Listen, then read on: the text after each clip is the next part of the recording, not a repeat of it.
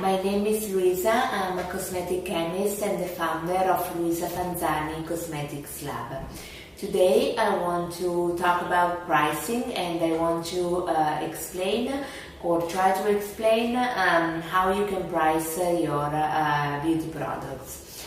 Okay, first of all, I'd like to say that this is how I do, and in my experience, most of my clients have been doing the same. It absolutely does not mean that you have to follow what I tell you to do. Feel free to find your own recipe for success. But if you're starting from zero and just want to have a general idea on this topic, this video is definitely something that you don't want to miss, okay? Okay, let's start. So let's say you are in a stage where you have consolidated your formulas, you have your packaging, new labels, you have set up your online store. Basically, you're ready to go. You only need to decide how much are you gonna price your products, how much are you gonna sell your products for, okay? So I don't want you to make two mistakes, and these mistakes are just common sense. Number one would be having a price that is too low, that wouldn't allow you to make enough profit. And mistake number two is quite the opposite, meaning your price is so high that you're with a new brand and the price so high, nobody is actually buying your products. So let me just tell you how prices are calculated in general, and then you're gonna have to apply it to your own specific case. So what I want you to do is take an Excel spreadsheet and calculate all your expenses to make the product. This seems quite obvious, but there are certain expenses that are rarely taken into account and instead are very important. So besides the obvious, like the cost of the ingredients, the cost of stocking this ingredient, the cost for electricity, electricity bills, manufacturing, and packaging, labels, all these costs. You also need to consider, for example, if you're using a payment gateway like Stripe or Amazon Pay, you also need to consider the fee that they take from your from each transaction. This is an expense that is often overlooked, so pay attention to that. So once you have the sum of all the expenses that you have to create your products, I want you to price it in a way that is between 4 and 10 times this cost. Okay, this is just an average. Again, there are no set rules, but this is what the industry on average does. Okay, so of course, if you're a startup and nobody knows you, especially if you manufacture your products at home, I wouldn't recommend that you price them 10 times more than your cost, because that will make very, very difficult to sell them.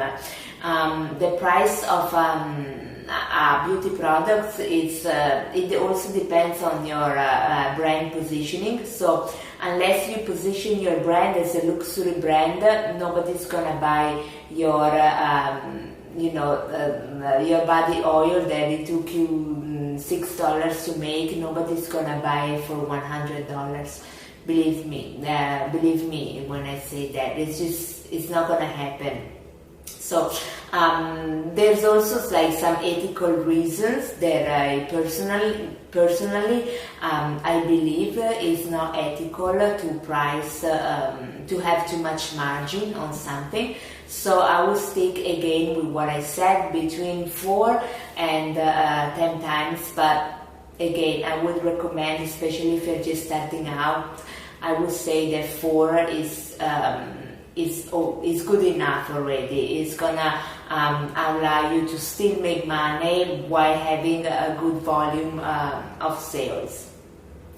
If you want to do the 10 times more, remember that, like I said, your brand needs to be your brand position. You must be position your brand as a luxury brand. You need to find a way to justify the high price tag. So it's gonna be about your ability in doing marketing. Okay, so there is also something else that I want to share with you, because I always read online people that say that once you set a price, you cannot change it no more, because your clients will complain. Okay, so as usual, I think that like 99% of problems in life can be actually solved using common sense. So even here, use your common sense. I mean, if you have low volume of sales, if you increase the product price of $1, actually, who's gonna even notice that? So again, use common sense and be reasonable.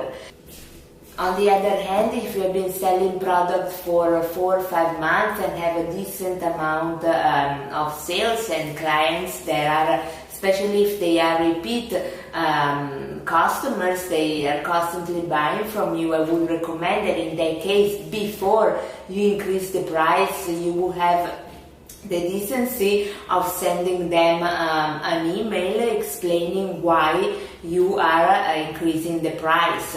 Don't be afraid of telling the truth. I mean, if the reason why you're increasing the price is that you made a mistake in the first, when you first started, just say to your customers.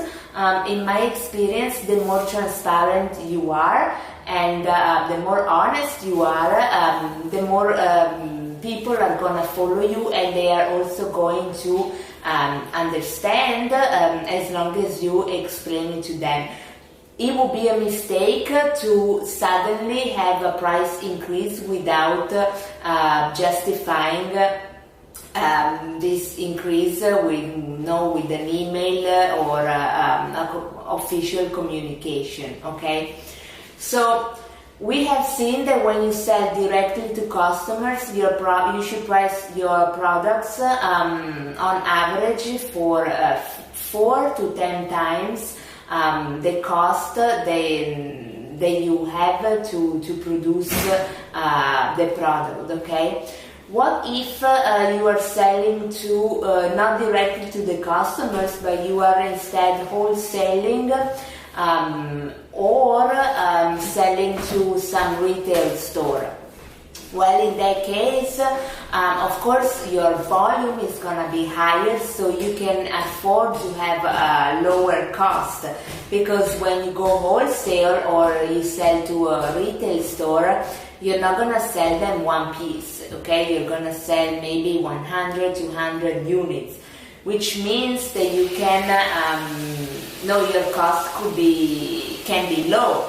How low? Well, if we have seen that there's 4 times profit on when selling directly to customers, I would say that when you instead are selling to retail store, spas, or wholesale,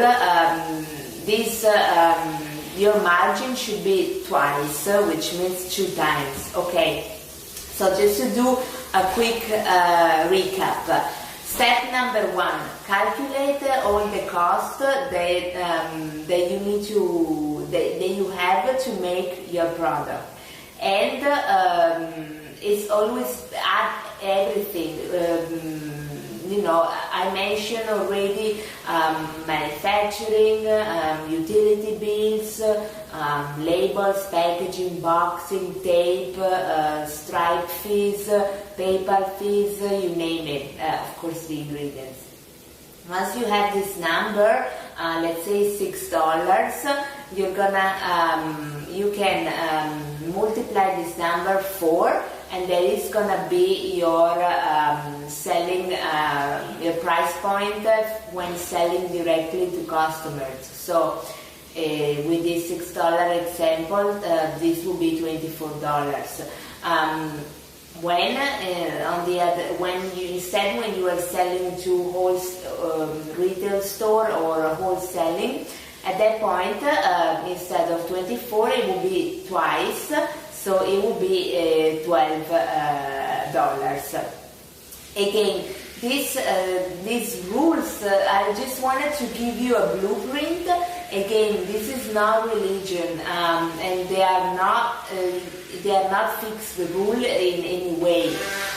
This was just to give you an idea, and if you're new to the business, I think this would be a good starting point because it's the industry average. Okay, I hope you enjoyed this video.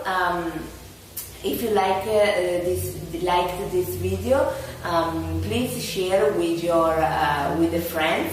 I would really appreciate that. Okay, I'll see you in the next video, and thank you for watching. Bye.